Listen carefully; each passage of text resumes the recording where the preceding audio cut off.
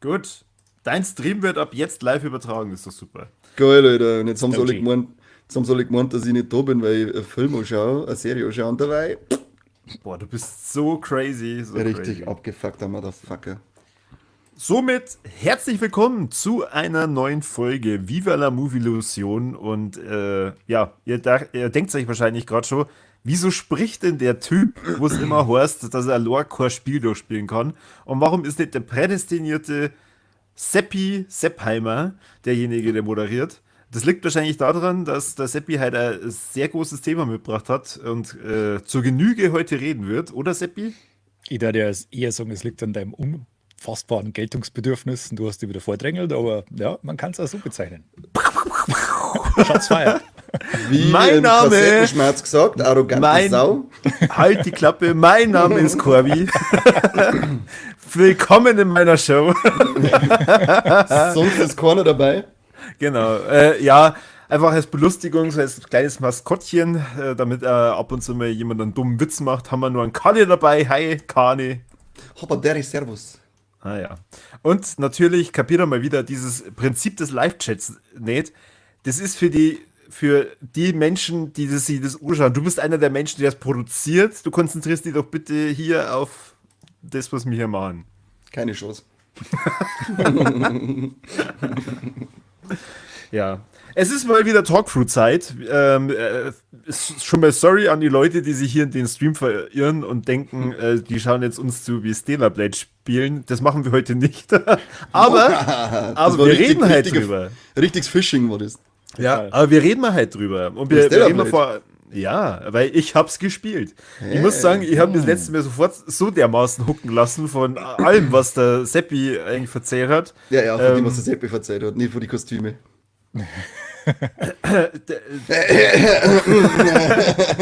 Jesse, hörst du zu?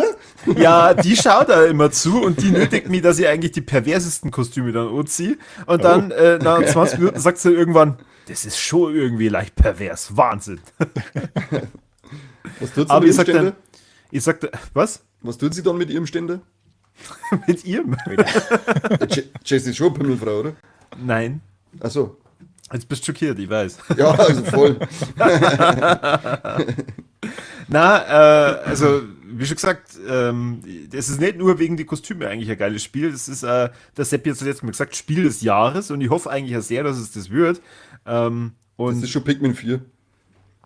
Nein, Jo. das ist nicht rausgekommen das Jahr. Ja, aber das hat sie letztes Jahr für heuer gleich noch mit angekündigt. Das beschlagnahmt 2 Jahre. ja, das weil es so Veto. schlecht ist. Aus Mitleid.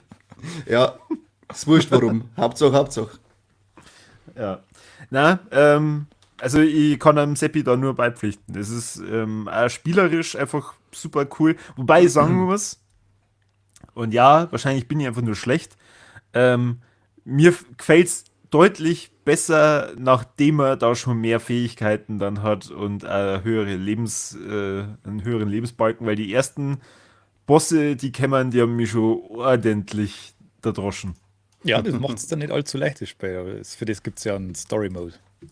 Oder Freunde, Corby. Oder Freunde. Ja, sagen wir mal, vielleicht spiele ich Story Mode und der macht es auch nicht leichter. Ah, okay. Scheiß Loser. Es ist mir völlig egal, was du denkst, aber Ich möchte halt Ich echt hab- einmal sagen, wie du. ich hab wirklich nach dem ersten Bosskampf umgeschalten, weil es mir dann keinen Spaß mehr gemacht hat, wenn du da 10 Minuten lang die ganze Zeit auf diesem, was ist das, Parkgarage oder so Hochgarage Ja. und ich lauf rein, tot. Ich lauf wieder rein, tot. Ich lauf wieder rein, tot. Und du musst halt da immer 2 Ebenen hochlaufen und es macht halt dann einfach keinen Spaß.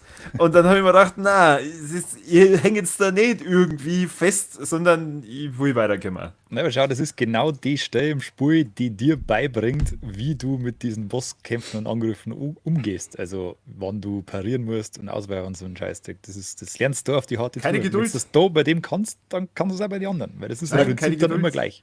Dafür Ich wollte hab gerade sagen, keine- nach 10 Minuten schon. Jetzt habe ich schon Ja. gemeint, ich habe eine kurze Zündschnur, aber du toppst das ja alles. Ja, ich gebe doch keine 70 Euro für ein Spiel aus, nur dass ich dann nach 10 Minuten eigentlich schon keinen Bock mehr habe. Ja, aber mal ein bisschen gefordert werden. Was ist denn mit dir? Bisschen gefordert werden. Mir interessiert ja vielleicht auch die Story dahinter. Und die 1000 Kostüme, die sie haben. Ja, ich wollte gerade sagen, jetzt hör mir auf, dass du ständig dieses Drumrum hervorhebst, weil dir geht es nur um die Kostüme, du perverse Sau. Was anderes interessiert dich nicht. Nicht. Ja. Also ich bin jetzt schon mit der, was sind das, dritten Ebene? Da wo es im Untergrund bist, die Kanäle. Da bin ich jetzt gerade durch.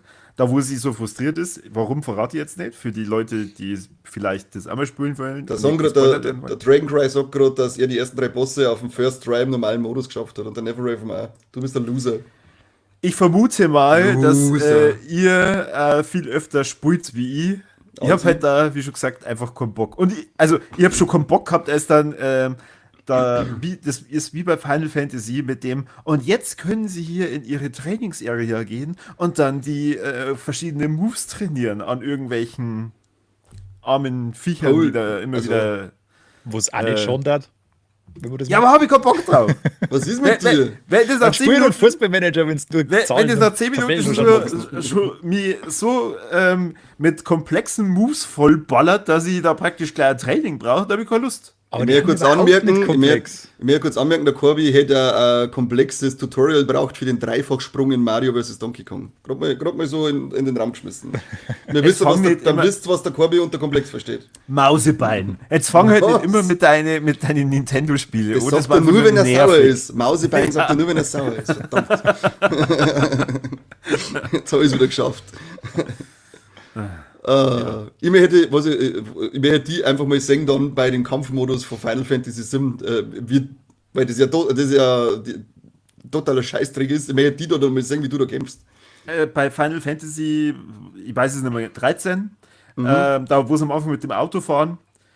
Ach, du meinst 14 oder 15 war das, oder? Ja, da wo es mit dem Auto da unterwegs sind am Anfang. Habe ich tatsächlich bei den ersten Kämpfen schon keinen Bock mehr gehabt. Weil ich mir da gedacht habe, mei, fickt euch doch. Warum muss ich denn da jetzt erst einmal studiert haben? Und zwar dieses Spiel, dass ich dann da verstehe, wie ich dann diese blöden Kämpfe gewinne. Das gibt's doch nicht. Ich kann jetzt nicht mitschmerzen, weil ich weiß, wie beim 15er das Kampfsystem ausgeschaut hat. Ob das ähnlich ist, so die Remakes jetzt vom Simmer. Ja, aber im Simmer ist ja auch jetzt so umbaut worden, dass das doch Schon Echtzeit, ja. Echtzeit aber halt dann ist, auch ja. mit diesen ATB-Leisten, die du unten auffüllen musst, damit du Ja. Items und so einsetzt. Ist das auch so gewesen, oder? ja. Ah, okay, dann werde ich nie mehr so anders als das Final Fantasy VII fertig spielen. Ich finde es wirklich ätzend. Also das hält mich davon ab, dass ich den Rest spiele. Und als ich es dann das zweite Mal nochmal versucht habe, habe ich festgestellt, dass ich bei meinem ersten Durchlauf, und ja, ihr dürft lachen, wo ich schon 10 Stunden reingesteckt habe, ja, anscheinend nicht einmal hinter das Intro gekommen bin. Ich wollte unbedingt heute sagen können, ich habe Final Fantasy VII Rebirth durchgespielt, aber das Spiel scheißt dich so zu mit immer mehr und immer mehr Sachen, dass ich jetzt bei 95 Stunden bin und bin immer noch nicht durch. Oh Mann, das Ich ist hab- wieder so ein ähnliches Projekt wie Octopath Traveler, oder? Ja, ich hab alle, also ich bin jetzt auf der Zielgerade. Ich bin jetzt nämlich in Kapitel 13 eine und da hat schon geheißen, wenn du jetzt da reingehst, dann kannst du nicht mehr zurück und nach 14 sogar. Aber dann, ich habe alle Welten und alles komplett schon gehabt, aber ich denk, passt, jetzt kannst du die Story fertig spielen. Dann kommst du in Kapitel 12 rein und auf einmal ploppen nochmal in alle Gebiete 2, 3 Nebenquests auf. Ja, okay, dann machst du die nochmal. Und dann ploppt noch mal eine ganze Region auf, die Meeresregion, in der kannst du dann nochmal, boah, lecker, da hab ich gesagt, dann haben wir das habe ich dann noch alles gemacht, aber jetzt bei 2 Sachen mache ich jetzt Mut zur Lücke, weil da ist es dann so auf extrem mit Kämpfer ausgelegt und da ja Kämpfer so das Behindertste in dem ganzen Spiel ist und dann musst du da diese Esper, das sind ja die stärksten Viecher, die du für dich selber gewinnen kannst, dann musst du dann gegen 2 auf Army Kämpfer, die haben zusätzlich jeder nur ein Schild. Und das Ganze 4-mal und bei dem anderen hast du so einen Partylöwen, mit dem musst Partylöwen. du, naja, er nennt sich der ultimative Partylöwe und du musst mit dem die ganzen Minispiele in diesem Las Vegas Gebiet praktisch machen und du musst aber alle dann auf der höchsten Stufe gewinnen. Und da habe ich dann gesagt, hey, na, tut mir leid, aber das ist mir jetzt echt dumm. Da habe ich keinen Bock drauf. Also ich werde wahrscheinlich heute das noch durchspielen, ich habe es leider nicht fertig geschafft, dass ich hier mit einer neben Final Fantasy VII Rebirth durchgespielt habe. Aber es wird auf alle Fälle sauber an die 100 Stunden ohne Kratzen. Habe ich nicht erwartet. Naja, Hauptsache du hast es zum Jahresendcast. Wenn wir dann unser Resümee ziehen durch. Da werde ich es auf alle Fälle haben, ja. Diese Dreckschweine.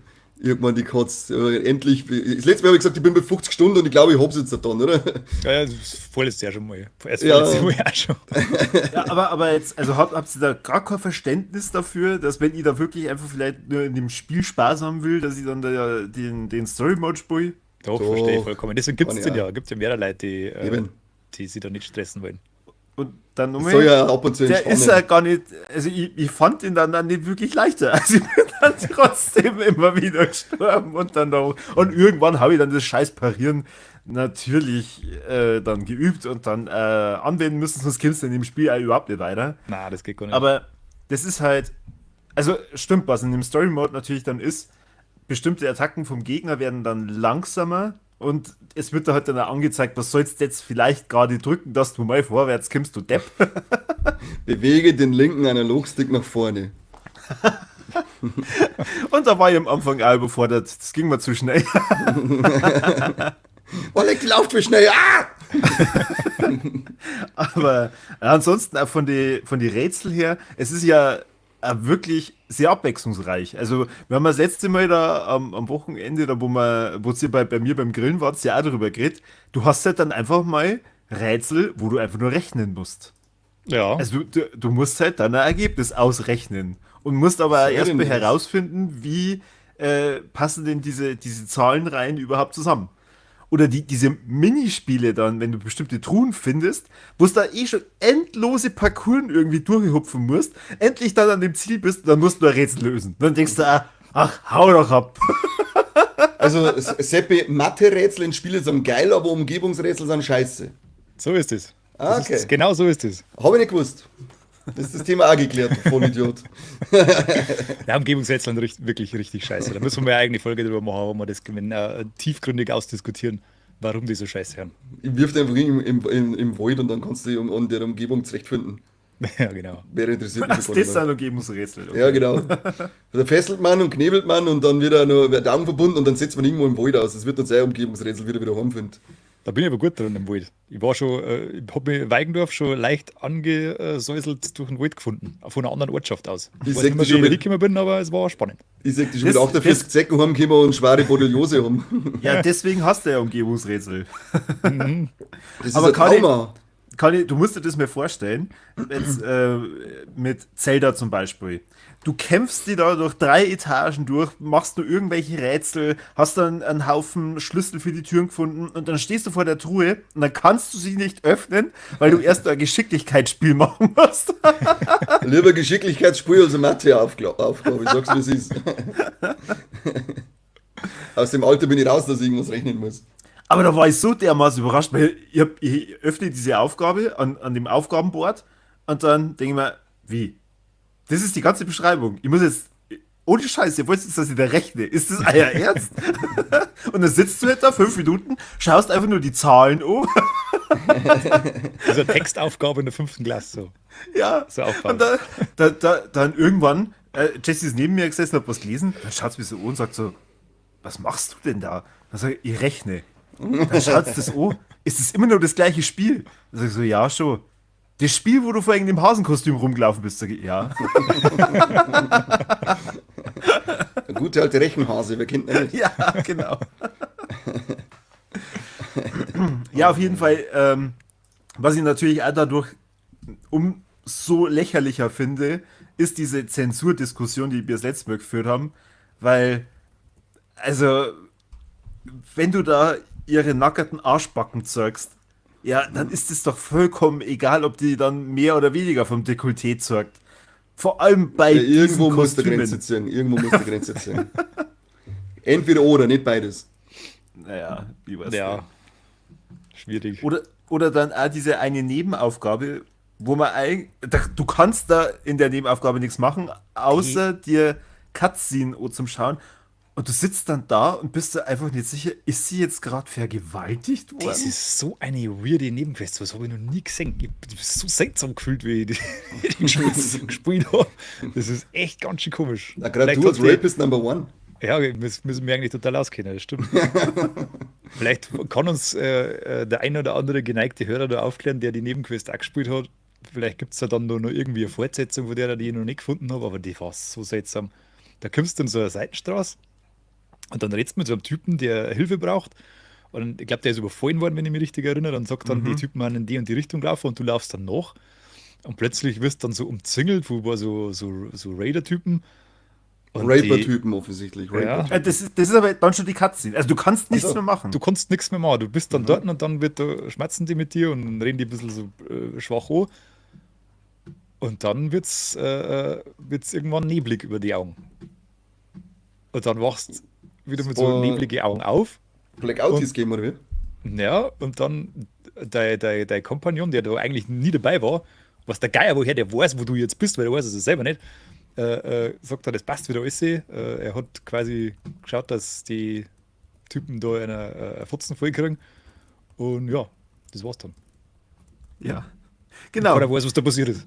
Na, und da gehst du da selbstverständlich, also ich hoffe, du hast das auch gemacht, ich bin da auch wieder hingegangen, weil ich Ja. sehen wollte, ob ich irgendwas verpasst habe, weil ich war mir zum Beispiel nicht sicher, ob das am Story-Modus gelegen hat. Dass irgendwie der Story-Modus gesagt hat, okay, der Kampf ist so schwierig, das lassen wir jetzt mal weg für die. Ja, aber du hast in dem Story-Modus gespielt, oder? Nein, ich habe im ganz normalen Modus, und das ist die ganze gleiche Geschichte dann. Da Ja, passiert nichts. okay. Das ist Ja, so und, komisch. und dann läufst du da wieder hier, da sind die alle drei tot. Und du fragst dich halt einfach echt nur, was sollte das? Naja, es ist ganz, ganz, ganz verwirrend.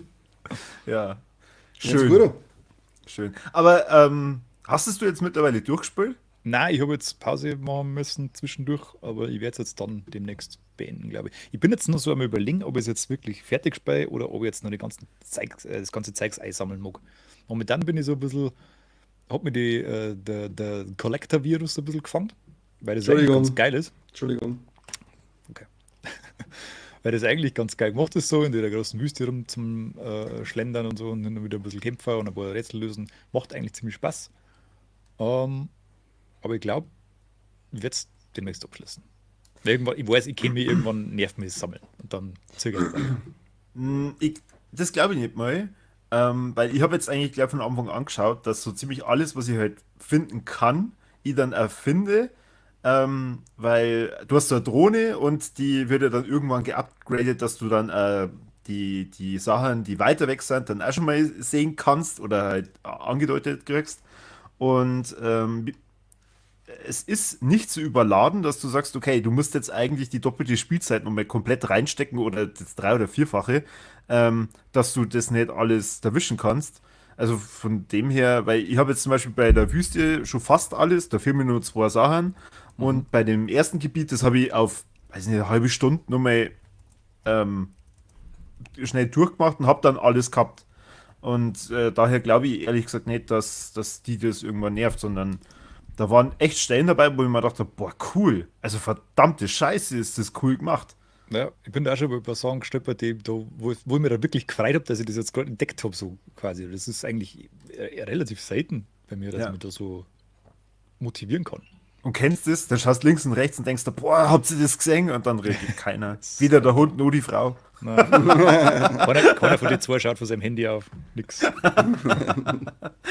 Der Hund liegt gerade da und beißt dann Korbi sein Handy zusammen. Ja. Aber Kali, hast du gar keinen Bock, Stellar Blade zum Spielen? Bock schon, aber ich habe so viel anderes gezeigt da. Also. Okay. Also, Ain't nobody muss got schon- time for this. Ich muss schon sagen, also ich verstehe den Hype absolut und ich bereue es keine Sekunde, dass ich mir das dann nicht gleich geholt habe. Nein, mein Pile of Shame ist gerade das Gefühl. Okay. Der Aber wird wie, jetzt grad- Pikmin 5 nicht rausgekommen. Instant, brich ich alles ab, was ich gerade spiele. Weißt du jetzt natürlich ein kurzes Zeitfenster hast, weil Nintendo-mäßig eh nichts rauskommt? Ja, Kannst du oder sehr viel machen. Luigi's Mansion 2 kommt noch raus. Und da das ja 3DS exklusiv war, werde ich mir den Teil eigentlich reinhauen, Kinder. Gut. Na dann. Dann ist alles gut. Dann kann man natürlich auf die halbnackte Eve verzichten. Kann ich, ja. Wobei die ja wahrscheinlich weniger wird, wenn wir mal auf das Thema umschwenken, das wir das letzte Mal angekündigt haben, und Sweet Baby Inc. weiterhin seine Tentakeln überall reinsteckt. Seine gierigen. Seine gierigen, woken Diversitätstentakel. Die haben Das habt ihr jetzt sicher... mit Absicht nicht vorbereitet, weil ihr gesagt habt, ihr wollt ja, dass ich dann da überrascht bin. Ist das so? Das haben wir nie gesagt, du Fotze. Ja, Du hättest eigentlich die Woche auch mal einlesen sollen. Ach so, sowas. Dann machen wir jetzt, Ja, mal aber- schnell, machen wir jetzt schon mal eine Viertelstunde Pause, das kannst du dann zusammenschneiden, weil wir länger als eine Viertelstunde zwei lesen brauchst du nicht für das Thema. Eine ganze Ja, da weißt du eigentlich, Viertelstunde. wo ist. Eine ganze Viertelstunde, das ist ja irre. Na, verzeiht es, schnell. Ich kann da eine Kurzfassung schnell geben. Irgendein Brasilianer hat sich gedacht, was mache ich denn, dass ich als Kurator auf Steam beachtet werde? Und ist dann irgendwie, er weiß es selber nicht, oder er sagt es zumindest nicht, bei einer kleinen Beraterfirma gelandet und hat sich dann zusammengereimt, dass ein paar Spiele scheiße waren, weil die da in den Finger drin haben. Und hat dann eine Liste auf Steam gestellt und dann ist ein riesengroßes Lauffeuer entbrannt und der ganze fragwürdige Bereich der Gamer-Szene hat eine Verschwörung gewittert und sagt jetzt, Sweet Baby Inc. macht Spiele schlecht, weil sie den Woke Mind Virus in die Entwickler pflanzen. Baba. Vogue Mind. Okay. Und die Firma gibt es wirklich. Die Firma gibt es wirklich, das sind, Ja. ich glaube, so 15 Mitarbeiter, die sitzen in Kanada und die machen sowas wie Sensitivity Reading und beraten halt Unternehmen. Also Unternehmen kommen auf die zu, sagen, wir haben das und das gemacht, könnt ihr da mal bitte drüber schauen, ob das auch alles so richtig ist. Da geht es um kulturelle Geschichten, da geht es um geografische Geschichten, lasst das nicht sagen. Da geht es ja darum, ob sie schauen ja über Stories drüber, ob sie eine Figur sinnvoll verhält über die ganze Laufzeit, um solche Thematiken. Also es gibt Also nämlich eigentlich ja auch ist das so. wirklich eine Beraterfirma. Das ist eine Ja, reine genau. Beraterfirma. Sonst ja. ist das nichts. Und die Stories, die stängern schon, die Figuren stängern schon. Das ist schon alles da. Also Sweet Baby Inc. gibt denen nicht vor, hey, weil es ist ja dann, eine hat ja dann geheißen, dass bei Alan Wake 2 diese schwarze Hauptprotagonistin ursprünglich weiß gewesen war und wegen Sweet Baby Inc. schwarz gemacht worden ist. Bullshit. Das ist mittlerweile von sämtliche Stellen dementiert worden, dass das Ja. jemals so gewesen war. Aber ja, der Virus hat sich bei denen ins Hirn eingesaugt und überall, wo Sweet Baby Inc. draufsteht, versuchen die jetzt, heißt jetzt, die drucken alle ihren Vogue-Stempel auf. Und du musst dir Was, dann das einmal ist mies. die Listen an Spiele anschauen. Da ist zum Beispiel God of War Ragnarok dabei. Ja, stimmt. Vogue genau. ist Shit, gell? Brutal. Voll. Wahnsinn. Geht gar nicht. Das ist echt Wahnsinn. Assassin's Creed Valhalla. Das ist ja noch schlimmer. Und Alan Wake 2, was du auch schon gesagt hast, das ist, also ganz ehrlich, wenn ich die Spiele spiele, mir fällt da gar nichts auf in die Richtung. Also das merke ich gar nicht. Das ist Vor allem bei God of War, als ich bei- das gesehen habe, haben wir gedacht, was? Ja, da Warum? es gibt zu dem Thema eine ziemlich interessante Folge von The Pod, die haben da wegen der recherchiert. Die haben sich auch in den Discord-Server ein bisschen rumdrum von den Leuten und haben da ein bisschen geschaut, was denn da eigentlich Sache ist. Und bei God of War ist tatsächlich, also okay, einmal Angaboda ist natürlich dunkelhäutig, das ist natürlich ein Riesenproblem, weil ja alle Wikinger und Gottheiten früher weiß und blond waren, wie wir ja alle wissen. Wissen wir Vor allem über bei, Wikinger fast nichts. bei Gottheiten ist es ja ganz wichtig, dass das akkurat ist. Ja, das sowieso. Aber der wirklich entscheidende Punkt ist, dass der Kratos jetzt so ein Daddy ist. Das ist auch schon woke. Dass er ein Vater ist und sich um seinen Sohn sorgt und so. Das Ach, ist natürlich, das geht gar nicht. dass er sich darum sorgt, das Vogue. Ja, das ist natürlich riesen Mist. Ah. Sie eine Sachen, da handelt es auch schon, fallen auch schon in die Kategorie. Aber Und Also seit es ist- seit wann gibt es diese Kontroverse? Ich glaube, die ist letztes Jahr, glaube ich, so extrem aufgeflammt, weil nämlich einer, der bei Sweet Baby Inc. hat dann praktisch diesen, weil da gibt es ja auf Reddit, gibt es ja auch so einen riesigen Subreddit, wo dann dieses Sweet Baby Inc. Detected ist, wo dann alle, und auf Steam, glaube ich, da werden alle Spiele aufgelistet, die bei wo Sweet Baby Inc. beratend tätig war. Und dann sind halt hat der das auf X praktisch mal getweetet oder geäxt, wie sagt man denn jetzt eigentlich? Keine Ahnung. getweetet, sagt man. Ist okay, geäxt, alles äxten.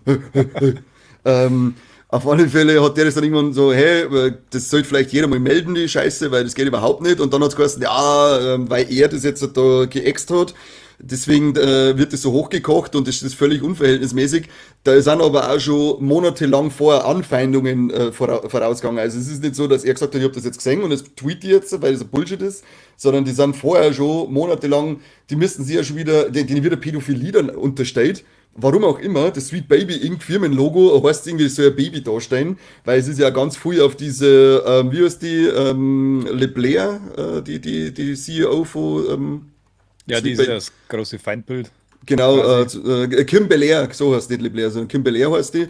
Der wird Pädophilie unterstellt, und dann kriegen sie eben Nachrichten, die werden mit Hass zugeschüttet, dass die ihre privaten Accounts und auch die Firmenaccounts auf privat stellen haben müssen. Die Website von Sweet Baby Inc. war zeitweise down, weil diese ganzen Vollwichser da im Internet dann nichts Besseres zum Tor haben, als sich natürlich nicht zu informieren, sondern einfach irgend so ein Bullshit zum Glauben den singen und sofort mit Hass und Dreck umeinander zu schmeißen.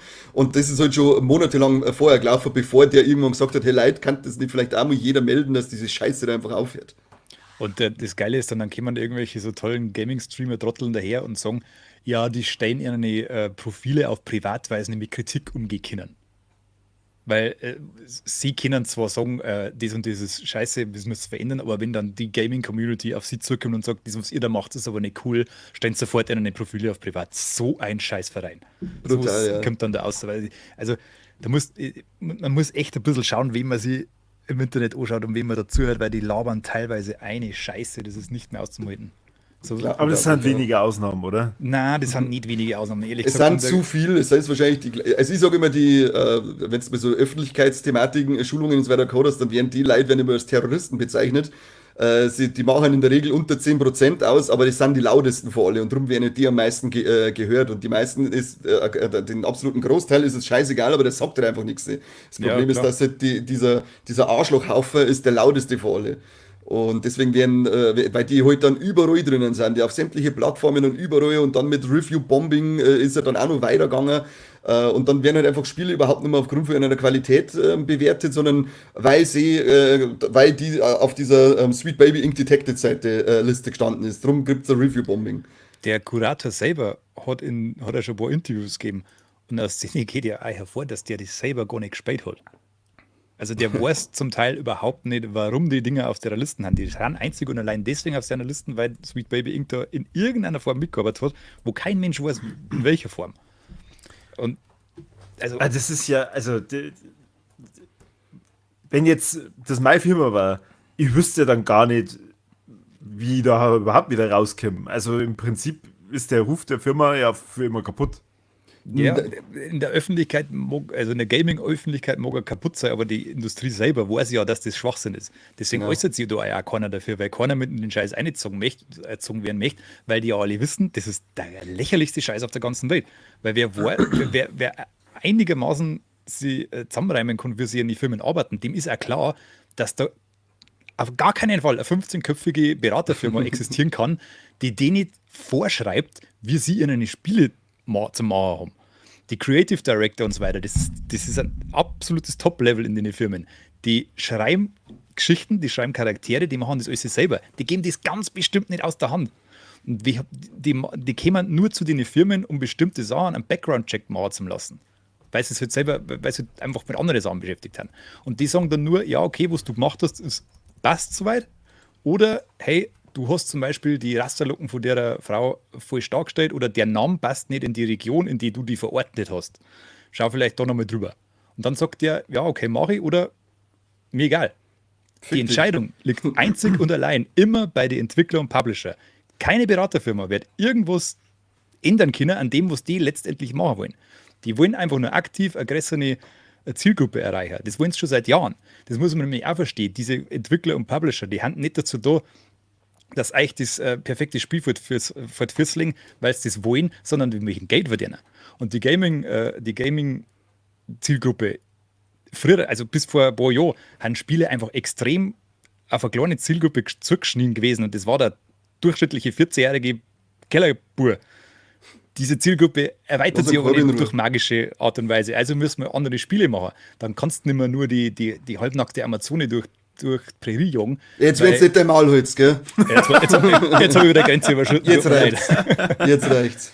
Sondern du musst auch vielfältigere Produkte schaffen, die auch andere Leute ansprechen. Weil im Endeffekt mag jeder spielen. Aber wenn es halt keine Spiele gibt für die Leute, werden die ja keine kaufen. Also können die ihren Gewinn nicht maximieren. Also machen sie es vielfältiger. Das ist einer Impuls und nicht der von Sweet Baby Inc.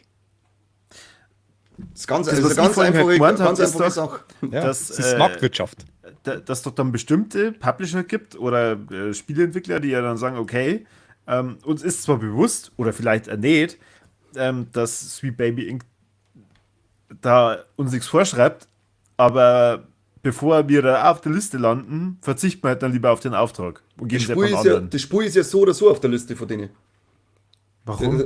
Wenn jetzt God of War Ragnarok zum Beispiel ist auf der Liste, weil Sweet Baby Inc. da mitgeholfen hat. Ja, Also das meine ich ja jetzt gerade. Die sind ja jetzt halt schon auf die Listen, diese Leute.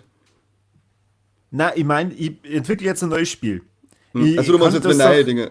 Genau, ich kann nur das selber entscheiden, ob also wem ich das zum Überprüfen gebe. Ja, aber ich glaube, also die Listen, die ist zwar verhältnismäßig, sind da viele Leute drin und ich glaube insgesamt umfasst dieser Sweet Baby Inc. Scheißdreck um die 200.000 Leute. Aber die Frage ist halt davon, dann, wie viel lassen sie wirklich davon beeinflussen, wie viel sind da drin und dass sie es einfach nur mal angeschaut haben und welche Auswirkungen hat das letztendlich wirklich jetzt auf das Ding gehabt. Ich glaube, übergreifend, so drum hat der Sepp ja schon gesagt, von der Branche hast du gar keinen Kommentar von irgendjemandem gehört. Außer eben da von den Remedy Studios, glaube ich, die Alan Wake 2 gemacht haben, die halt eben dementiert haben, dass eine weiße durch eine schwarze Person ersetzt worden ist. Aber ansonsten äußert sich da keiner, weil das gar nicht so eine Auswirkungen hat. Es wird halt nur wieder auf eine persönliche Ebene, werden halt dann diese Leute über die Social Media Plattformen angegriffen. Völlig grundlos und völlig belanglos. Dann gibt es ja auch noch diese große Ding mit dem, dass die, jetzt habe ich den Namen schon wieder vergessen, Kimberly gesagt hat, sie möchte ja alle weißen Figuren aus oder so, oder alle weißen Männer aus Spiele verbannen und dass sie irgendwie gesagt hat, sie wird also so terrify them if game devs don't push diversity, und das sind auch wieder völlig aus dem Zusammenhang gerissene Zitate. Da kannst du dann, da gibt es Seiten, die heißt medium.com. Da ist das komplette Video drinnen, in dem sie das sagt, und da geht es einfach drum, mit dem Terrify Them, da geht es eigentlich nur darum, dass sie gesagt hat, wenn du jetzt mit deiner Marketingabteilung redest, die nach außen hin das Gesicht ist, dass du eher sagst, sie sind diejenigen, die den Backlash, wenn das nicht richtig funktioniert hat, aushalten müssen, weil sie das Gesicht noch nach außen vor der Firma sind. Drum praktisch Terrify mit dem, was passieren kann, wenn es nicht funktioniert, aber nicht so Terrify Them, wenn sie da keine schwarzen, bunten, sonst irgendwelche Leute rein dann. Also völliger Bullshit. Die Leute sind so geistig umnachtet, dass es nicht mehr aushältst. Die sind alle, nehmt sie alle einen Controller weg und schloppt es damit ins Krankenhaus. Das ist so. Ich habe jetzt gerade echt gedacht, wie du geistig umnachtet gesagt hast, oh krass, jetzt hat er sich mal ein Schimpfwort verdruckt und da gibt es noch hinterher. Ja, aber das ist auch wieder so ein typisches Stilmittel von der Ecken. Einfach irgendwelche Sachen aus dem Kontext reißen, Minischnipsel verbreiten, eine Scheiße labern, nichts wirklich begründen können, aber alles abschmettern, was man ihnen entgegensetzt. Das ist, du kannst so die Themen, kannst deiner ganze Abhandlungen vortragen, die haben mit Sicherheit gelungen, weil es ist ja eher eine Meinung, also ist ja richtig so. Und das ist schwierig. Es ist sehr, sehr schwierig, finde ich. Keine Ahnung, wo das noch hinführen soll. Aber ich weiß auch jetzt nicht, wie krass das bei uns tatsächlich ist. Es ist auf alle Fälle so ein USA-Ding. Die haben ja, das ist ja, die sind ja sowieso immer gleich maximal gespaltene Gesellschaft, die an jeden sofort, da gibt es ja sowieso nur Schwarz und Weiß. Bei uns gibt es das leider auch schon, ist aber noch lange nicht so krass wie da drüben. Ich weiß nicht, wie stark dass das zu uns umschwappen kann. Keine Ahnung. Wahrscheinlich. Die Tendenz ist auf alle Fälle in eine ähnliche Richtung, möchte ich behaupten. Wenn ich mal, hat die Bild schon was drüber berichtet? Keine Ahnung, das Schmierblatt klang ich nicht mit der Beißzange. Die sind ein bisschen, die kommen nicht in meine Feeds irgendwie. Ich weiß auch nicht, was da los ist. Ganz komisch, ja. Ganz komisch, warum die nirgends auftauchen. Aber das ist wirklich, wenn es da, wie heißt die Seiten, Kotaku, oder? Weißt du nicht? Ja. Da hat sie ja eine von den Journalistinnen, die hat sie dann in diesen Discord-Surfer, von denen nur mit eingeklinkt, und ist dann, glaube ich, in dem Moment, wo sie sich als Kotaku-Journalistin geoutet hat, sofort wieder ausgeschmissen worden. Dann haben die haben dann auch von Kotaku mit Sweet Baby Inc. Geredet und haben mal hinterfragt, hey, was macht das eigentlich genau, und erklärt uns das und so, und dann ist ihm das alles aufgekommen. Dann hat sie wieder diesen Affen, den der Sepp da verzeiht hat, der das alles ins Leben gerufen hat, oder einen aus dem Discord-Server, ich weiß nicht mehr genau wen, aber das dann erklärt und gesagt, schau her, so ist es in Wirklichkeit, und alles, was er dann gesagt hat, war, ja, aber trotzdem. Ja, so läuft es. Also das genau ist aber genau erklärt worden, und dann hat es nur geheißen so, ja, aber, also er hat zwar gesagt, ja, für mich hört sich das trotzdem so, als hätten das ganze Woke eine da, es ist gerade ein bisschen anders umschrieben. Also das Gegenargument ist also in der Kernaussage, ja, aber trotzdem. Und sonst nichts. Was will ich da mit dir diskutieren? Das ist, als wenn wir mit einem Dreijährigen streiten, du Vollidiot. Ja, deswegen das ist ja auch so was, bei viel Serien, so Verschwörungstheorien, ist ja das auch so eine Sache, ja, da redet keiner drüber, weil das darf ja keiner wissen und Ja, so weiter. wenn und es so so wird's das losgeht, entdeckt und so. wenn es so losgeht, warum reden darüber keiner, dann weißt du schon, du rutscht jetzt gerade in die Verschwörung rein. Genau, weil vielleicht ist das auch viel nicht klar, aber es gibt im Journalismus ein Auswahlkriterium, über wo sie berichten und nicht. Und das hat zum Beispiel mit lokaler Nähe oder sowas zum tun. Du wirst jetzt zum Beispiel im Bayerischen Rundfunk, wirst du eher was erfahren, das in Bayern passiert, wie in Südfrankreich. Was? Ja, tatsächlich. Und dann gibt es nur dieses ganz krasse Kriterium der Relevanz. Wenn es relevant ist, wird darüber berichtet. Wenn es aber völlig irrelevant ist, wird darüber nicht berichtet. Ja, und wer entscheidet das? Brasilianer Pablo in seiner Steam-Listen da zusammen fantasiert, ist erst einmal scheißegal. Und wenn man da 5 Minuten drüber schaut und sagt sofort, was das für ein Idiotenscheiß ist, denkt man sich, wen soll denn der Kack interessieren?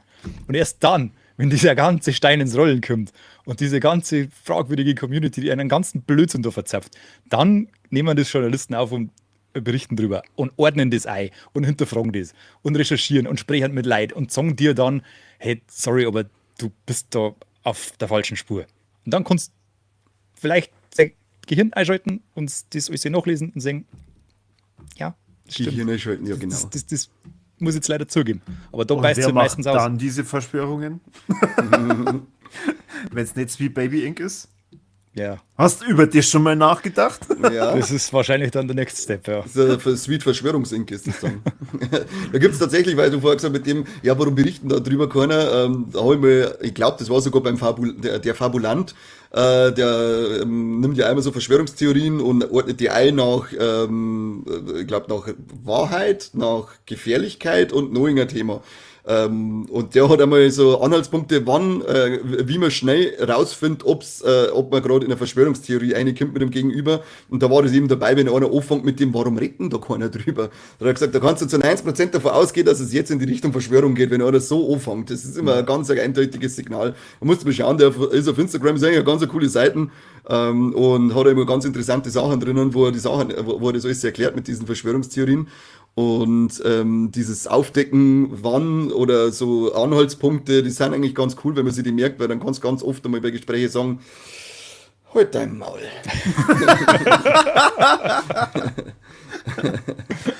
Okay.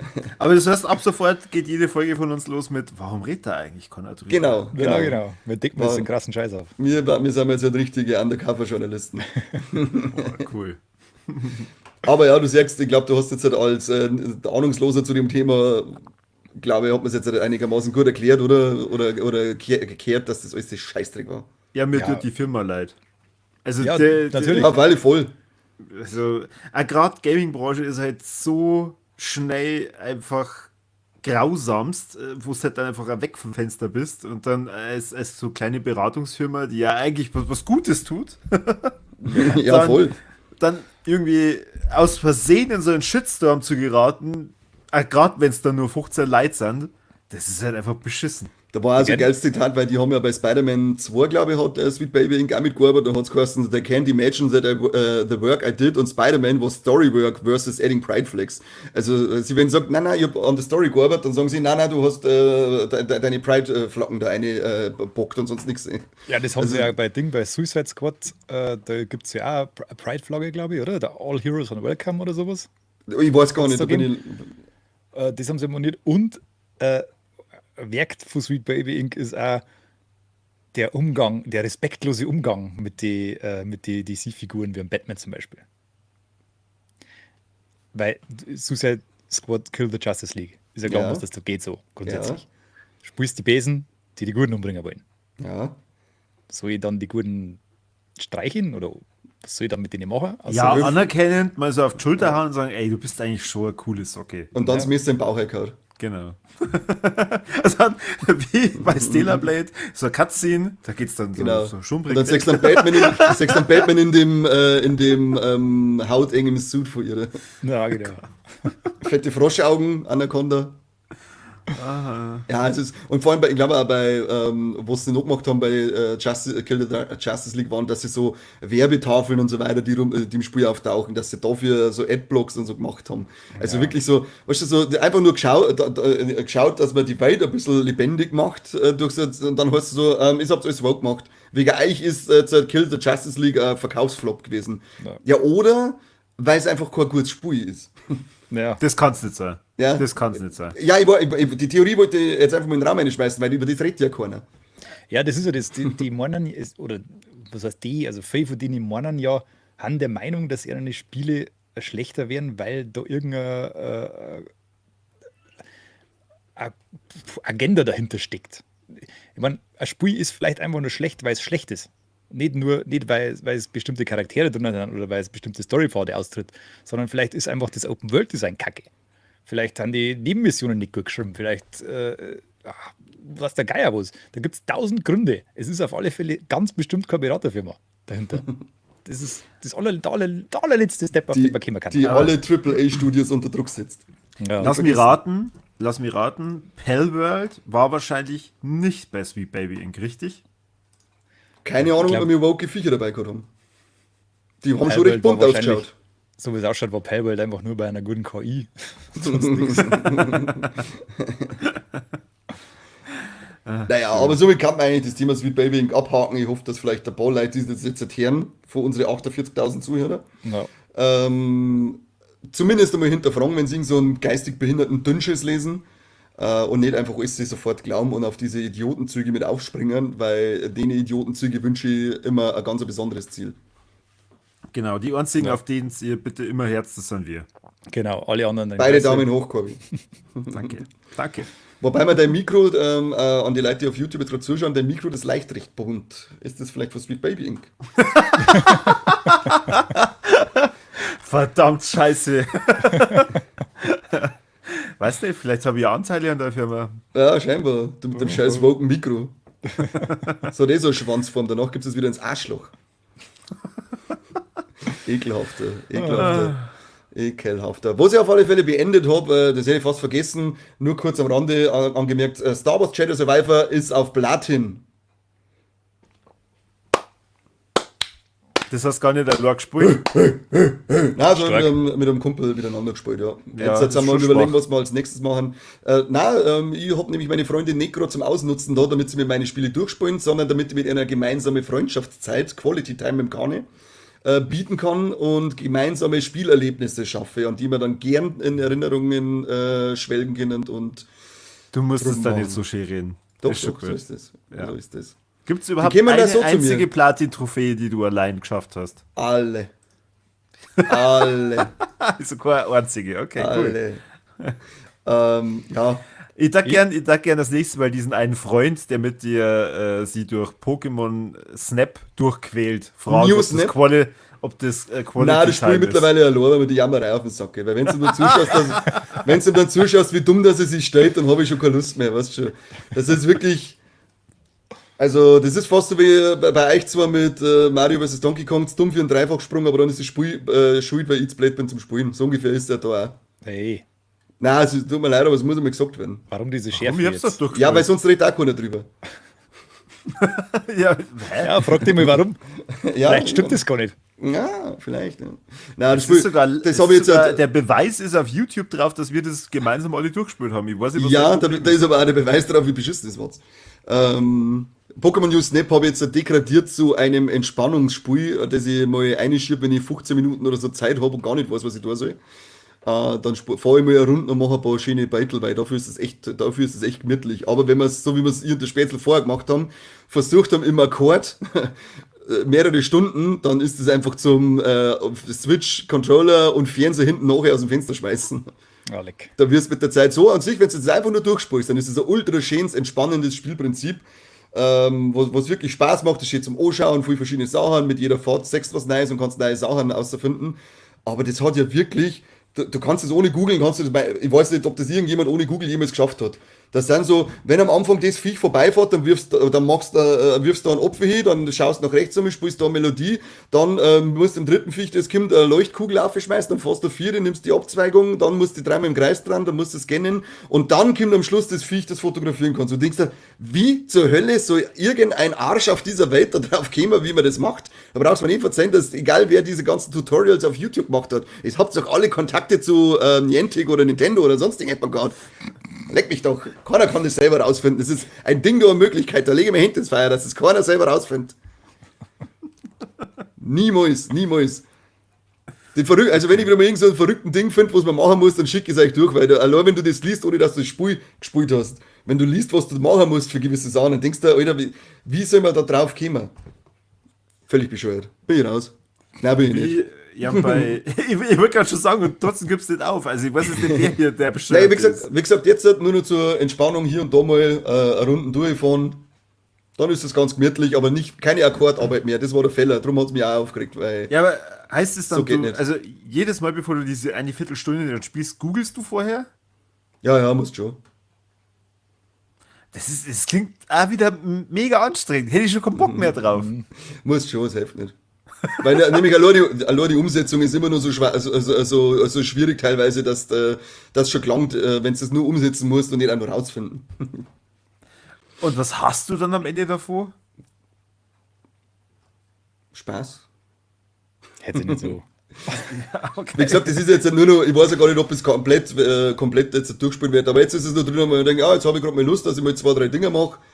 Das ist jetzt so, das Spiel, was weiß ich jetzt, alle 3, 4 Wochen habe ich es jetzt halt selber mal eine Viertelstunde gespielt, weil dann habe ich noch mal Lust, dass ich sage, jetzt mache ich noch mal 2, 3 Macher und dann freut es mich wieder nicht mehr. Das ist jetzt selbst, was immer wieder mal reinläuft, wenn ich sage, jetzt möchte ich mal kurz wieder Nostalgie-Flash haben auf Nintendo 64 Zeiten und ansonsten werde ich da nicht mehr großartig weitermachen an dem. Schön. Ja, also macht mich ein bisschen traurig, weil mein innerer Autist natürlich durchdreht. Aber was möchtest du denn da? Können wir uns nicht für alles so aufopfern wie für 1000 Crocs. Gott. Seppi, was hast denn du noch gespielt? Wir haben ja im Stream letztes Mal Hellblade abgeschlossen. Also hauptsächlich der Conny und ich. Beiwerk. Und da ist ja mittlerweile der zweite Teil rausgekommen, gell? Habt ihr das mitgekriegt? Ja. Jetzt ist es so, gell, dass der bei Kritikern wahnsinnig gut ankommt, aber irgendwie das fast keiner spielt. Ganz schlechte Zahlen, oder? Offiziellen Zahlen zufolge, ja. Es ist jetzt auf einem All-Time-Peak von 3982 gleichzeitige Spieler, das ist echt nicht viel. Und aktuell auch wieder, also es ist seit dem Release geht es eigentlich nur bergab. Irgendwie gezückt das nicht so. Ich vermute mal, dass das zum einen daran liegt, dass es kommt ja nur auf dem PC und und im Game Pass für Xbox. Gibt es da nicht einmal eine haptische Fassung, oder? Weiß ich nicht, ehrlich gesagt, keine Ahnung. Also es gibt es für den PC, für die Xbox und es ist im Game Pass. So. Also, jetzt. Ich glaube schon, dass da. Hat es gerade so gehört, als war das rein digital. Nein, ich glaube schon, dass da eine Disk-Version gibt. Ja, dann redet er mir gescheit. Aber Entschuldigung. Ja, nervt mich richtig. Aber es kann halt natürlich sein, dass viele Leute das einfach im Game Pass spielen und da haben wir keine Zahlen dazu. Andererseits ist das Ding auch nicht wirklich stark beworben worden. Also, Und wie sind die Kritiken? ja, sehr gut eigentlich. Also, was heißt sehr gut? Es ist einerseits massiv gut in der Inszenierung, die ganze Story und so weiter. Da haben eigentlich die meisten der Meinung, dass das alles top ist. Aber es gibt halt spielerisch Sachen, die kritisiert werden. Es ist halt einfach eher ein interaktiver Film als ein Spiel. Das ist eigentlich wie beim ersten Teil, oder? Wir haben es beim ersten Jahr auch schon gesehen. Du hast diese Kampfsequenzen, die hin und wieder kommen, die laufen eigentlich immer noch im gleichen Schema ab und haben auch nicht sehr gut, ehrlich gesagt. Also das fühlt sich alles nicht so top an. Es wird soll halt viel so ausschauen, als wäre es quasi eine Action-Szene mehr oder weniger in einem Film. So kommt mir das immer vor. Und das hat sich jetzt im zweiten Teil auch nicht viel geändert. Eine Sache ist auf alle Fälle anders. Wir haben im ersten Teil hin und wieder Probleme gehabt, weil wenn mehrere Gegner gekommen haben, mit dem Anvisieren von denen, Da hat es entweder der Autofokus mal gesponnen oder die Kamera war der große Gegner oder du bist einfach nicht richtig zurechtgekommen. Das haben sie jetzt im zweiten Teil insofern gehen, dass du immer nur gegen einen spielst gleichzeitig. Also es kommt kein zweiter mehr. Das heißt, das Kampfsystem ist grundlegend eigentlich nur das gleiche. Sie haben einfach das so gelöst, dass da nicht 2, 3 gleichzeitig kommen. Okay. Das ist auch nicht so unbedingt so prickelnd, glaube ich. Und Ja, ja, das dann klingt hast du halt so, das klingt ja so, als wenn sie es einfacher gemacht hätten. ich glaube nicht, dass es schwerer war nicht mehr. Also es Das ist ist jetzt ja auf einfach alle alles- Fälle schon mal angenehmer zum Spielen und zumindest Ja, die Kämpfe. also ich glaube, die haben auch bei den Rätseln Hans ein bisschen einen anderen Weg gegangen. Wir haben ja viel so mit den Perspektiven spielen müssen, dass du da irgendwelche Runen und so sägst. Umgebungsrätsel.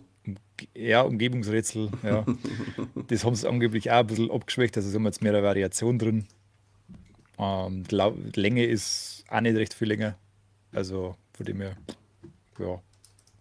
Ich werde es auf alle Fälle nur erleben, weil wir streamen es noch. Wem der erste Teil gefällt hat, der wird im zweiten mit Sicherheit genauso gut unterhalten werden, dem ich mal an. Habt ihr denn irgendwelche positiven Kommentare gekriegt? Hat es irgendjemandem gefallen? Keine Ahnung, haben wir überhaupt keine Kommentare gekriegt. Leid, was ist denn los mit euch? Für was machen wir den Scheiß, ha? Unsere Community, Ich glaube, ihr seid doch da immer dabei. Ihr wollt Kommentare sehen. Jetzt gibt's euch einmal Mühe. Aber echt, Mein das Gott. Schwänze. Okay. Also Unglaublich. die zweite Runde muss man auf alle Fälle sagen, da haben wir auch der Seppi und ich mehr von der Story mitgekriegt, weil wir nämlich einen großen Störfaktor neben uns nicht mehr dabei gehabt haben. Hä? Aber Wir waren mal beim ihr ersten Mal sogar zu die- dritt. Nein, wir waren mal beim ersten Mal zu dritt. Ja, wo ist der Genau. Guide? Was ist mit ihm? Ja, er war halt beim zweiten Mal nicht dabei. Und jetzt so. war keiner da, der seine Lebensgeschichte in die Kamera verzeiht, also haben wir uns ein bisschen auf die Story konzentrieren können und dann war es ja gar nicht mehr so schlimm, wenn zuerst einmal da auch Story-Spiel im Stream funktioniert gar nicht und auf einmal sind wir zu zweit, das ist ein bisschen leiser, man interagiert nur ein bisschen mit dem Chat und schon funktioniert das, dass die Story auch mitkriegt. Bist du ein Arsch? Wahnsinn. Hallo? Hallo? Ich sag nur, wie es ist. Das hat man doch mal noch sagen dürfen, oder? Oh Gott. Ja, schön. Schön. Ein Spiel, auf das ich mich Da ist, freue. sogar der Philipp sagt gerade, er war im zweiten Stream leider nicht dabei, aber es war sehr ruhig. Ein Spiel, auf das ich mich freue, ist der Nachfolger von Ender Lilies. Da habe ich schon mal im Podcast drüber geredet. Ich glaube, in der Lex. Und das ist so ein 2D angehauchtes Spiel, wo du so ein Mädel spielst, das von Geistern beschützt wird und echt in einer völlig abgefuckten Welt unterwegs war. Und da ist jetzt ein Nachfolger angekündigt worden, und zwar Ender Magnolia. Und ja, da bin ich schon sehr gespannt. Es ist aber bis jetzt nur angekündigt worden, dass es rauskommt, soweit wie ich das nachrecherchieren konnte. Du kein konkretes Release-Datum. Aber da freue ich mich schon drauf. Vor allem, da habe ich schon Angst gehabt, dass das jetzt gleich schon draußen ist, weil dann hätte ich 70 Euro für Stellar Blade ausgegeben und hätte jetzt schon wieder was anderes gespielt.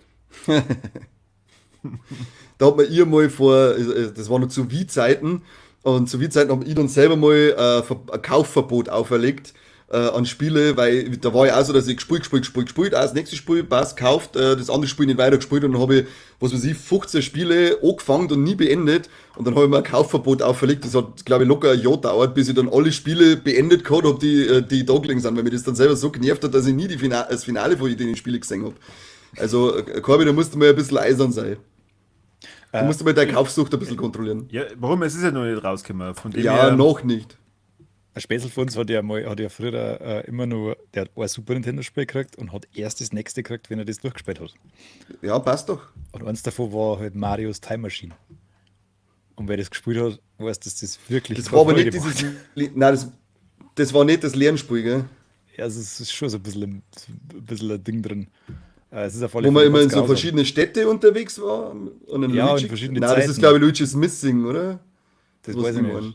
Das weiß ich nicht. Aber es ist auf alle Fälle ein grausames Spiel. Das ist ganz furchtbar. Ja, ich hab da drüber, also entweder habe ich es auch gespielt oder ich habe drüber gelesen, das weiß ich jetzt nicht mehr sicher, aber ich habe auf alle Fälle. fuck, was soll nichts denn das gut. sein? Ist das ein Lernspiel, wo der in die Zeit zurückreist, oder was? Ja, das ist ganz, ganz, ganz unangenehm, das Spiel. Das habe ich noch nie gesehen. Das schaut ja komplett strange aus vom Zeichenstil her und alles. Ja, ich glaube, dass ich das gespielt habe. Ich bin mir jetzt nicht Wow. hundertprozentig sicher, aber ich glaube, dass ich das gespielt habe. Und das Das darf war. mich jetzt schon interessieren. Also tatsächlich. Gespielt haben das bestimmt früher, aber durchgespielt Hat's Ich wahrscheinlich glaube, noch einer. ich hab's durchgespielt. Das liegt sogar, das ist jetzt zwar keine repräsentative Angabe, aber bei Google Oder? liegt das nur bei 58% Likes. Jetzt muss ich nochmal anders schauen. Nein, ich glaube, habe ich Mario is Missing durchgespielt. Mario is Missing. Was ist das? Das ist auch so ein Super Nintendo-Ding gewesen. Ja, schon, aber um was geht's? Und jetzt sag bitte nicht um Mario. Ja, dann bist du der Luigi und du bist, glaube ich, das glaube ich war so in der realen Welt und hast auch so eine Oberflächenkarte und da waren dann eben dann, glaube ich, auch so bekannte Gebäude, wie zum Beispiel der Eiffelturm, in den du einige als Kind, aber ich kann es dir nicht mehr genau sagen, weil das ist auch ewig her. Ich glaube nämlich, dass ich aber dieses Mario is Missing gespielt habe, aber nicht das Time Machine. Okay, ja, das schaut extrem krank aus. Allein, wenn ich dieses Titelbild schon sehe, dann, Ja, das hat auch so komische Zeichenstil, gell? ja, ist das in meinem Bauch ein ganz komisches Gefühl. Man keinen guten Gefühl in mein Große. Nein. Keinen guten Gefühl in mein Große. Ja. Kein Aber kein also, Muschi-Maus-Gefühl. weder Ender Lilies noch Ender Magnolia ist irgendwie interessant für euch. Nein, Ganz so gut. ich hab da noch nie was gesehen davor, dass ich irgendwie ein Beutel drüber machen kann. Aber wenn es dir gefällt, ist sicher Mist. Ich habe jetzt gemeint, aber wenn es dir gefällt, dann freut mich das ja. Hauptsache, Ja, dass sicherlich Spaß freut mich macht. das für die arrogante Sau. Für jeden anderen darf mich alles gefreien, aber nicht für jeden. Ich hasse die so viel. Ich Ja, hasse selber die schuld. viel. Gar Und nicht. du hast mich heute noch gefragt, ob ich am Wochenende was mit dir stream. Ich glaube, Nein, nächste Nein. Woche, nicht am Wochenende, nächste Woche. ja, aber da habe ich leider keine Zeit. Also da Das muss ich Wochenende habe ich keine Zeit. glaube, da muss ich Socken waschen oder so, keine Ahnung. Ja, deine Folge Den wechseln. richtig wichtigen Shit. Ja. Ja. Die bleiben am Türknopf nur mehr hängen, weil sie schon so voll sind. Jetzt muss ich wieder waschen. Der ekelhafte Sack, der. Ich habe noch ein Altspiel wieder mal ausgesucht. Ich weiß nicht, wer das auf der Wii, habt ihr überhaupt eine Wii gehabt? Jetzt mal? Ja. Ich habe wie gehabt, relativ spät aber erst. Hab dann Habt ganz ihr viele das Spiele eingekauft. Aber Dragon Ball Revenge of King Piccolo da nochmal gespielt? Na, ich habe Ziemlich immer geile- Guitar Hero 3 gespielt. Also, ja, das haben wir jetzt nochmal angefangen, weil wir dachten, wieder mal irgendwas Altes. Und das ist ein richtig griebiges Spiel. Da spielst du für die war es eigentlich was gehabt, weil du spielst ja die Red Ribbon Armee und den Anfang vom Piccolo Arc spielst du da durch als Story. Da gibt es ja noch so Side-Brawler-Events und ich glaube, man kann es auch miteinander entweder durchspielen oder gegeneinander kämpfen, das weiß ich jetzt nicht mehr genau. Ist Okay, aber ein sehr cooles Dragon Ball-Spiel gewesen. Und du spielst es auf der Wii oder spielst du es aktuell auf der Switch? Na, wenn ich die alte Konsole dazu hab, dann schaue ich immer, dass ich auch wieder mal die alten Konsolen anwirf, also ich spiele es auf der Wii. Ich hätte zwar Kann man eigentlich. überhaupt Wii-Spiele auf der Wii U spielen? Ja, die war abwärtskompatibel. Und ich soll zwar eigentlich einmal auf der Wii, weil ich habe gesehen, ich habe noch ein Spiel, das ich glaube ich noch nie durchgespielt habe, und das war The Conduit. Das war so ein Ego-Shooter und der ist damals auch ewig krass gehypt worden, wie gut dass der designt ist und so. Hat es dann auch noch einen Nachfolger gegeben, aber ich habe den ersten Teil seit es ihn gibt bei mir im Regal stehen und nie gespielt. Also dieses auferlegte Kaufverbot war irgendwann wieder gar. Aber das Oh, war eigentlich Wunder. total- Ja, Wunder. Ich hätte es eigentlich weiterhin, hätte es mal auferlegen sollen, aber naja, was soll's. Lieber haben als brauchen, wissen wir es ja, gell? Und dann wenn Wii jetzt nämlich schon läuft, dann werde ich mir als nächstes Mal dann das Conduit nur reinhauen. Dann glaube ich, habe ich nämlich alle Wii-Spiele, die in meinem Besitz sind, durchgespielt. Aber ich kann jeden, der Wii hat, ich weiß jetzt nicht, ob es vielleicht sogar, Wii-Titel haben wir ja noch nicht in dem Nintendo Online-Paket drinnen. Ich kann gerade jedem empfehlen, wer Wii hat und die Möglichkeit hat und Dragon Ball-Fan ist, der soll jetzt sich anstatt diese ganzen Brawler, die es gibt und so, mal dieses Revenge of King Piccolo holen. Es ist ein schönes kleines Abenteuerspiel für zwischendurch. Ich glaube, das sind, schluck mich da 20 Stunden, dann ist das Ding durch. Also es ist eine angenehme Zwischenbeschäftigung und funktioniert auch heute noch sehr präzise von der Steuerung her und ist sehr angenehm. Schaut, zum das Spielen. hätte man streamen können. Können wir mit einem Skatstecker im Elgato hochhängen? Gibt es einen Adapter? Ja, okay. Ja, dann streamen wir halt das einmal.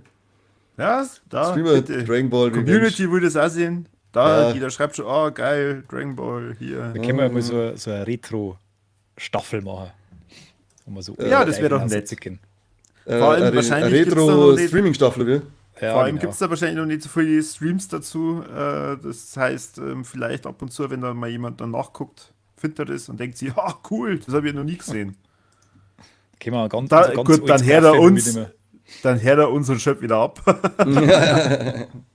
Der Scheiß ist bei denen empfohlen worden. Blockieren. Ja, von mir aus, also hätte nichts dagegen. Ich stehe eh so auf so alte Retro-Sachen. Hab ja immer irgendwas nebenbei laufen. Auf der PlayStation 3 fange jetzt dann noch das Enslaved an. Ich weiß nicht, ob das einer von euch kennt. Ja, Na. Ist damals auch sehr gelobt worden, aber ich glaube nicht gut verkauft worden. Da bist du auch in so einer postapokalyptischen Zeit und bist so, wenn ich jetzt richtig, irgendein so König oder so von so einem Halbmensch-Affenvolk, also so wie die Leute aus dem Rottal. Und, Hey. und muss da auch wieder irgendein so ein Mädel irgendwo von Punkt A nach B bringen. Und das war halt damals auf der 3, also das auch für diese unglaublich tolle Grafik und so gelobt worden, aber fürs Gameplay und für die Geschichte. Ja, das liegt auch seit Anbeginn der Zeitrechnung auf meiner Pile of Shame. Das wandert als nächstes dann in die PlayStation 3.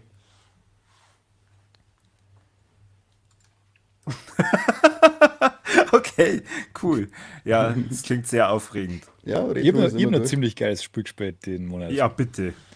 Weil wir Hellblade gespielt haben und dann Hellblade 2 so gekommen ist, hab ich mal wieder im Game Pass ein bisschen gestöbert und habe tatsächlich ein richtig geiles Spiel gefunden. Das heißt Bramble the Mountain King. Habe ich vorher noch nie gehört, ist total an mir vorbeigelaufen. Jo, Kenny habe ich durchgespielt. Ja, genau, ein Scheißdreck. Ist, das letzte im April erst rausgekommen, also es ist noch gar nicht so alt. Und das ist so ein bisschen wie Little Nightmares, das kennt ihr, oder? Ja, da habe Ja. ich es einen so gespielt. Genau, so ein bisschen so Plattformer-Rätsel-Dings-Gemisch. Und du spielst einen kleinen Burm, also wachst auf in der Nacht im Kinderzimmer und merkst halt, dass deine Schwester nicht mehr da ist.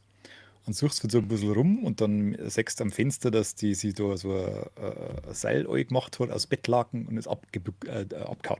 Ja, so ein Mistviech. Und dann gehst du quasi der nach und suchst es und du gehst da, das Spiel hat so ein geiles Art-Design, du gehst da durch so einen dunklen Wald, Mond scheint da so durch das Geäst und so weiter und das hat so eine geile Stimmung. So einen geilen Wald habe ich noch nie gesehen in einem Spiel. Also ohne Scheiß, das hat mich sofort gehabt. Wer das spielt, unbedingt auf Nacht spielen, alles abdunkeln, eine richtig geile Stimmung. Und das wird dann, du kommst in so eine Art Märchenwald, hast am Anfang, triffst du ein paar so mittlere Gesellen, ein paar so Gnome mit so Heiberl wie die Weihnachtswichtel, die wir alle haben, an Weihnachten als Deko, die Weltklasse haben. So schauen die aus. Super Haben geil. dann ganz lieb und so weiter. Und dann später versteckst du dich und alles ist ganz putzig. Und dann nimmt das Ganze aber eine ziemlich krasse Wendung, weil dann kommt da so ein riesen Troll daher, stampft ein paar von den Gnome tot, schnappt sie seine Schwester und haut ab damit. Und dann kommst du von einem Horror-Element in das nächste und triffst die übelsten Gestalten. Und das ist so geil gemacht teilweise.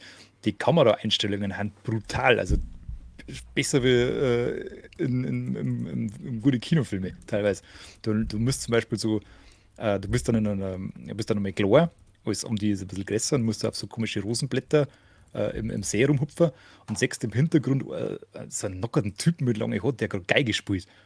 Und dann spielt er so und dann siehst du so verschwommen im Hintergrund, wie er dann so, die so sieht, dass das eine Geige fällt und taucht so im Wasser unter.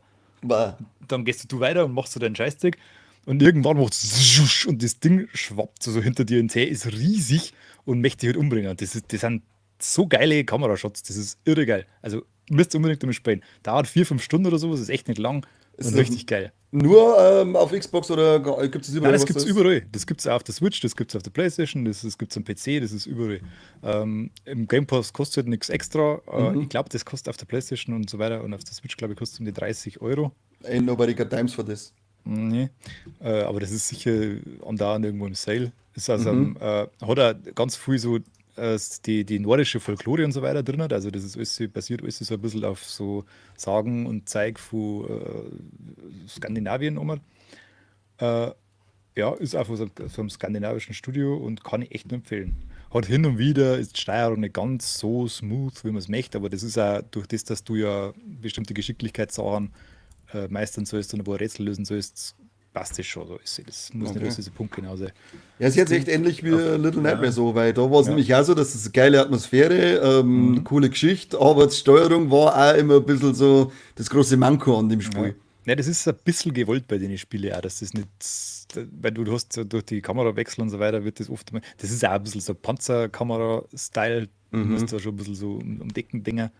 Es ist nicht immer so, so geschmeidig, ja. Aber mir hat es jetzt auf die, ich glaube, ich habe so gebraucht 5 Stunden oder sowas, jetzt nicht wirklich geärgert. Es hat 1, 2 Stellen gegeben, wo ich ein bisschen daneben gerutscht bin, aber das war jetzt nicht dramatisch.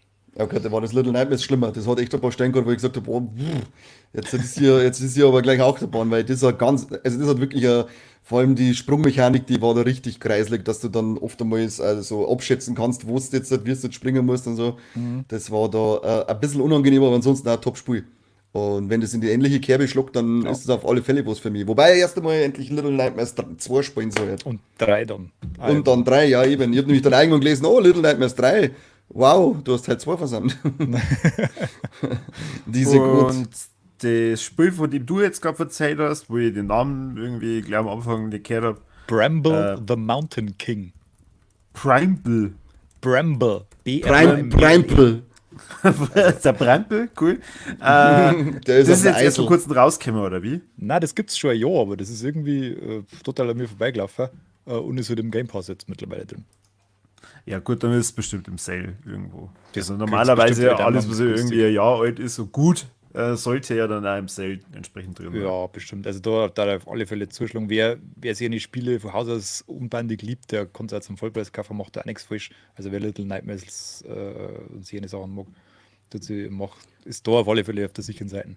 Wobei Und bei 30 meinem Euro für Glück- ein 4-5 Stunden Spiel ist schon teuer.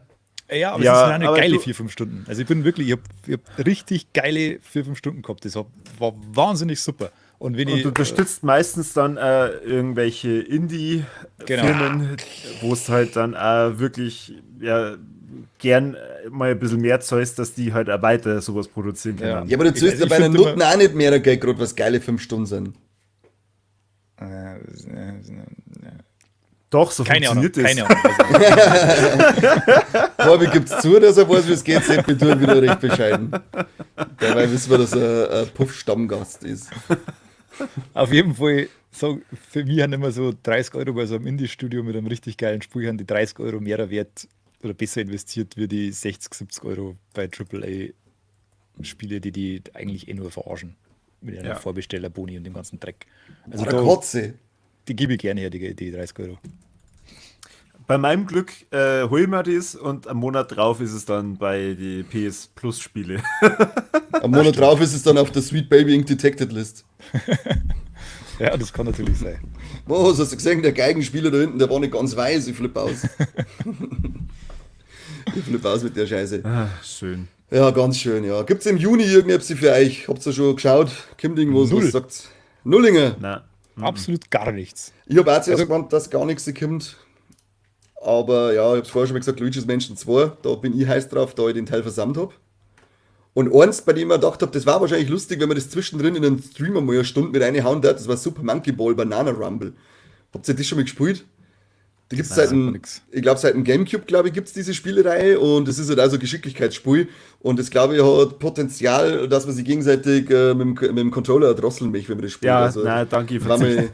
ja, also, es stimmt, das darf leider unterhalten, das darf man lieber nicht. An dem Tag bin ich krank. Ja, Ja, wir brauchen ja gerade Leute, die gescheit spielen können. ja dann hol einen Guide. Nein, weil der die ganze Pfotzen aufhat. Der schafft sogar, dass man die Story von Super Monkey Ball nicht mehr mitkriegt und die hat gar keine. Bist du ein Arsch, Wahnsinn. Also, Ja, wenn er seine Pfotzen nicht halten kann. besser kann ich. Okay. Das kommt aus dem Mund von demjenigen, der, glaube ich, noch nie sein Fotzen heute noch kennen. Bei dir müsste es mir ja extra da schlagen, heißt es. Aber wenn ich Story spiele, dann schau dir mal den Stream an von Hellblade. Ich glaube, dass ich das ganze Spiel keine 10 Sätze gesagt habe.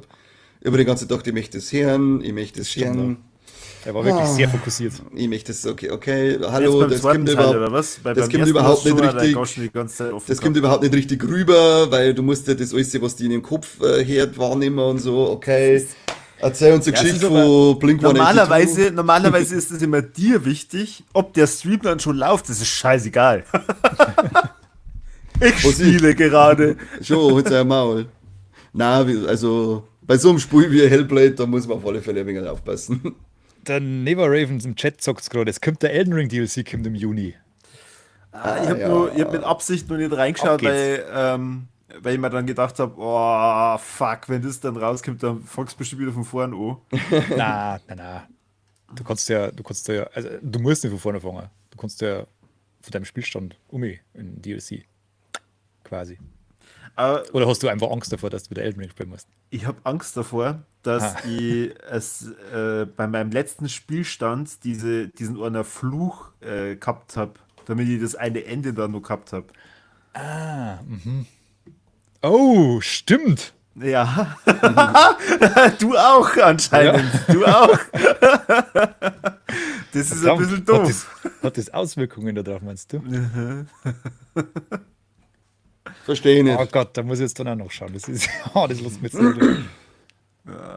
Doof. Was, also kommt zu ein Ende oder wie das sein kann, dass du das Spiel nicht mehr anfangen müsst, oder wie vom DLC?